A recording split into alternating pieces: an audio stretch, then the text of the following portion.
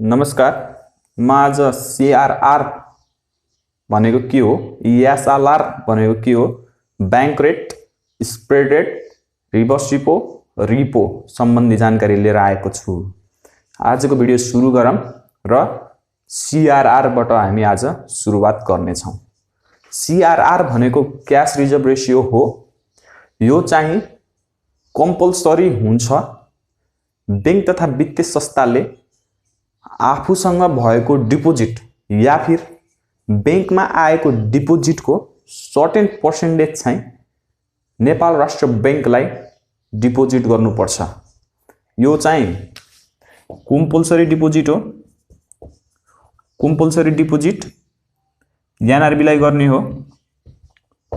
हाल अहिले यो एनआरबीले मोनेटरी पोलिसी 2077-78 ले 3% तय गरेको छ। सीआरआर 3% छ भनेर पनि बुझ्न सकिन्छ। अब यो मोनेटरी पोलिसीको इन्स्ट्रुमेन्ट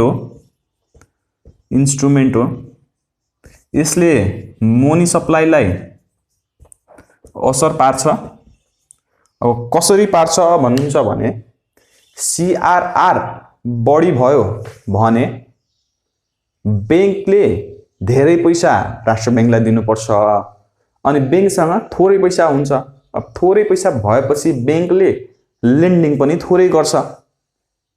भन्न खोजेको बैंकसँग 100 रुपैयाँ डिपोजिट आयो, हाम्रो 3% सीआरआर हो भनेपछि त यो 3 रुपैयाँ एनआरबीलाई दिनु पर्यो।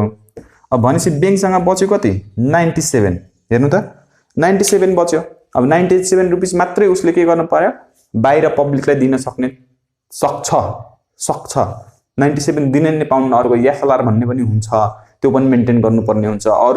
अरु रेशियोहरु पनि हुन्छन्, ती सबै ख्याल गर्नुपर्ने हुन्छ। अब हामीले बुझ्नको लागि मात्रै अब 97 रुपैयाँ चाहिँ दिन पायो। तर सीआरआर बढेर 5% हुने बित्तिकै हेर्नु त यहाँ 5 रुपैयाँ राष्ट्र बैंकलाई दिनुपर्छ अनि सर्वसाधारणलाई या अरु कतै लगानी गर्नु पर्यो भने बैंकले कति पायो त भन्दाखेरि 95 मात्रै पायो। भनेपछि सीआरआर ले के गर्दो रहेछ? मनी सप्लाईलाई पनि अफेक्ट गर्ने रहेछ। त्यस्तै मनी सप्लाईलाई अफेक्ट गर्ने बित्तिकै इन्फ्लेसनलाई पनि अफेक्ट गर्यो।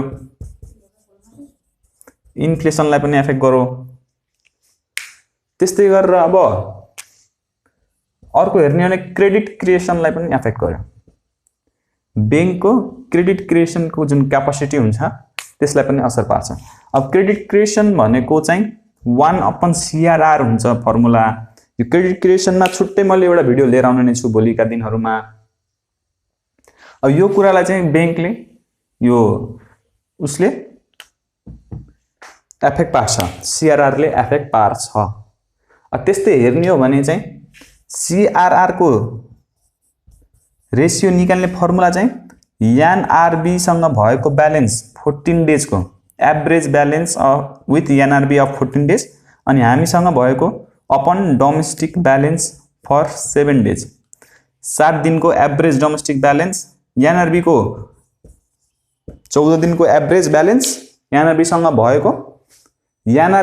भएको 14 दिनको एभरेज ब्यालेन्स, हाम्रो ब्यालेन्स ओपन, हाम्रो भन्नाले बैंकको ब्यालेन्स, बैंकको एनआरबी सँग 14 दिनसम्म भएको एभरेज ब्यालेन्स ओपन, बैंकसँग आफैमा भएको डोमेस्टिक डिपोजिटको 7 दिनसम्मको एभरेज ब्यालेन्स गर्ने हो भने हाम्रो सीआरआर रेशियो निस्किन्छ। अब त्यस्तै अर्को हेर्ने हो भने सीआरआर चाहिँ एभरेजमा डेली 70% मेन्टेन गर्नुपर्छ। भन्न खोजेको 3% सीआरआर थियो हाम्रो, एभरेज भनेको कति हुने भयो? 70% भनेको 2.1% भयो। 2.1% चाहिँ डेली मेन्टेन हुनै पर्छ भनेपछि एभरेजमा चाहिँ 3% पुर्याउँदा हुन्छ। अब यो थियो हाम्रो सीआरआर सम्बन्धी जानकारी। यो सजिलै टपिक हो। अब हामी जाम एसएलआर तर्फ।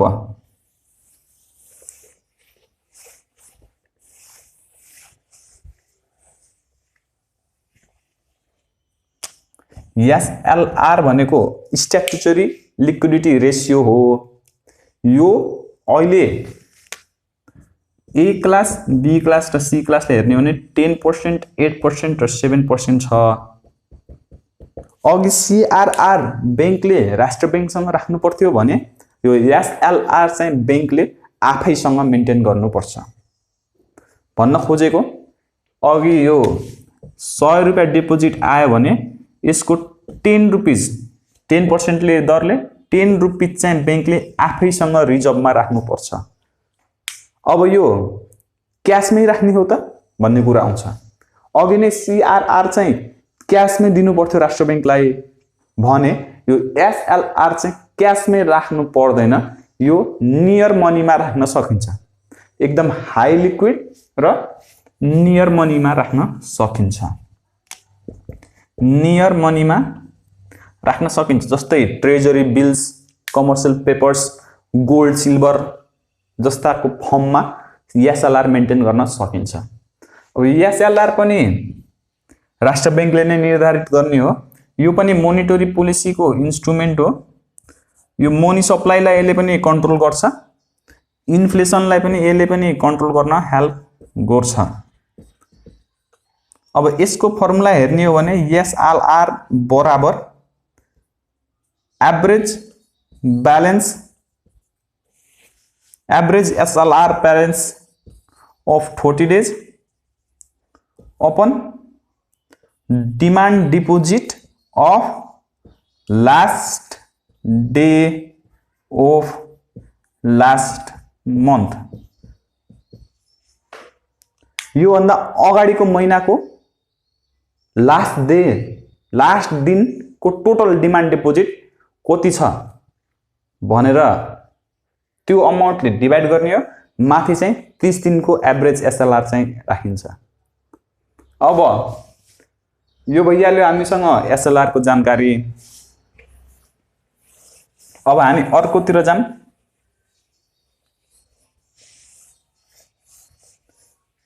बैंक रेट भनेको के हो? बैंक रेट भन्नाले नेपाल राष्ट्र बैंकले बैंक तथा वित्तीय संस्थाहरूलाई दिने लोनमा चार्ज गरिने रेट हो। यदि कमर्शियल बैंक्सहरूले राष्ट्र बैंकसँग लोन लिनु पर्यो भने जुन रेटमा लोन लिन्छन् नि त्यही रेटलाई हामीले बैंक रेट भनेर बुझ्न सकिन्छ। अब यो चाहिँ अहिले 5% छ। यसलाई अर्को नाममा स्ट्यान्डिङ लिक्विडिटी फ्यासिलिटी भनेर पनि बुझ्न सकिन्छ। यो त्यो सामान्य कुरा, यो बैंक रेटको कुरा भइहाल्यो। अब अर्को छ हामीसँग रिपो। रिपो भनेकै रिपर्चेस एग्रिमेन्ट हो। अब यसमा चाहिँ सेन्ट्रल बैंकले हेर्नु है, यो एनआरबी भयो, यो बीएफआई भयो। अब यहाँ के छ भन्दाखेरि बीएफआई लाई फन्ड चाहिरहेको छ। के चाहिएछ? फन्ड, हैन? फन्डको कमी छ। अब बीएफआई ले के गर्छ? एनआरबी सँग लोन लिन्छ हैन। अब एनआरबी ले के गर्ने भयो? बीएफआई लाई लोन दिने भयो। तर यसको कोलाट्रल चाहिँ के माग्छ? कोलाट्रल चाहिँ गभर्नमेन्ट सेक्युरिटीज माग्छ। भन्न खोजेको एनआरबी ले बीएफआई ले लोन दिन्छ के को बदलामा? गभर्नमेन्ट सेक्युरिटीजलाई कोलाट्रल राखेर। तर एग्रिमेन्ट के हुन्छ भन्दाखेरि भोलि बिहान यो बीएफआई ले आफ्नो फन्ड या आफ्नो पोजिसन राम्रो बनाउने बित्तिकै यो आफ्नो यो गभर्नमेन्ट सेक्युरिटी चाहिँ फिर्ता किन्छु भन्छ। त्यही भएर यसलाई फिर्ता किन्ने भएर नै रिपर्चेस एग्रिमेन्ट भनेको हो। अब यो अहिले हाम्रो यो रिपर्चेस एग्रिमेन्टको रेट 3% प्लस तलमाथि भन्न सकिन्छ, तलमाथि भन्न सकिन्छ। अब भन्न खोजेको 3% त हो, तर यो डिटरमाइन कसरी हुन्छ भन्दाखेरि ऑक्सनबाट, ऑक्सन भन्ने या बिडिङ भन्ने हैन एउटै कुरो हो। अब दुईटा बैंक छ हैन, यो एक्स र वाई भन्ने बैंक छ। एक्स ले 3% मा किन्छु भन्छ, Y ले फेरि 3.1% मा किन्छु भन्छ भने अब 3.1% ले पाउने भयो हो। यो प्रोसेसलाई हामीले के भनेको बिडिङ भनेको। अब यो बिडिङ गरेर दिने हो। मिनिमम चाहिँ हाम्रो 3% अहिलेको कन्डिसनमा 3% छ। यसलाई हामीले रिपर्चेस एग्रिमेन्ट भन्यौं। अब हामीसँग चाहिँ अर्को रिभर्स रिपो भन्ने छ। अब रिभर्स रिपोमा के हुन्छ भन्दाखेरि ठ्याक्कै यसको उल्टो हुन्छ। हेर्नु त अब रिभर्स रिपोमा चाहिँ नेपाल राष्ट्र बैंकले बीएफआईजहरुसँग लोन लिने हो, पैसा लिने हो। बीएफआईजले लोन दिन्छ, एनआरबीले यता के दिन्छ फाइनान्शियल या गभर्नमेन्ट सेक्युरिटिजहरु दिन्छ, सेक्युरिटिजहरु दिन्छ। यो कति बेला गरिन्छ भन्दाखेरि बीएफआई सँग एक्सेस लिक्विडिटी भयो भने, एक्सेस लिक्विडिटी भएको कन्डिसनमा गरिन्छ। अब यसको रेट कति छ भन्दाखेरि 1% छ। यो पनि बिडिङको आधारमा हो, बिडिङको बेसिसमा। अब यो रिपो र रिभर्स रिपो भनेको ओपन मार्केट ट्रान्ज्याक्सन्स का पाटाहरू हुन्, पार्ट्स हुन्, कम्पोनेन्ट्स हुन्। त्यस्तै गरेर अब हामीसँग अर्को एउटा छ, आजलाई अन्तिम स्प्रेड रेट भन्नाले के बुझिन्छ? स्प्रेड रेट भन्नाले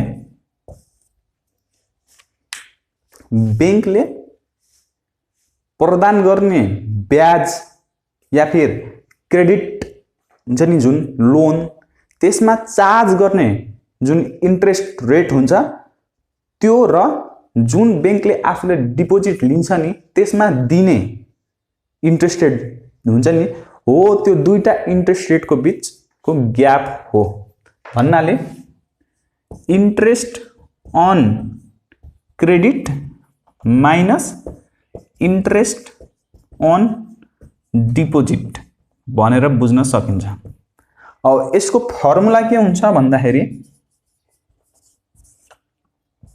interest on credit into 365 upon days in a month upon average credit balance in the month minus interest on deposit into 365 upon days in a month upon कति total deposit in the month. ID भनेको interest on deposit that is paid by the bank हो। यो IC भनेको चाहिँ interest on credit that is collected by the bank हो। यो interest credit में बैंकले पाउने हो, यो डिपोजिट में तिर्ने हो। यो डी भनेको डेज इन अ मंथ हो। यो कैपिटल डी भने यो सी भनेको चाहिँ टोटल क्रेडिट और loan amount given by the bank in a month हो भनेसी यो डी भनेको चाहिँ total deposit collected by the bank और total borrowing made by the bank in a month हो। अब यो स्प्रेड किन चाहिन्छ भन्दाखेरि लोन को रेट डिटरमाइन गर्न, प्रोफिटेबिलिटी डिटरमाइन गर्न, फाइनेन्शियल स्टेबिलिटी क्रिएट गर्न र कम्पेरिजन गर्न, ट्रान्सपेरेन्सी गर्न चाहिन्छ। अब हेर्ने हो भने अहिलेको कन्डिसनमा स्प्रेड रेट 4.4% छ। भन्न खोजेको बैंकको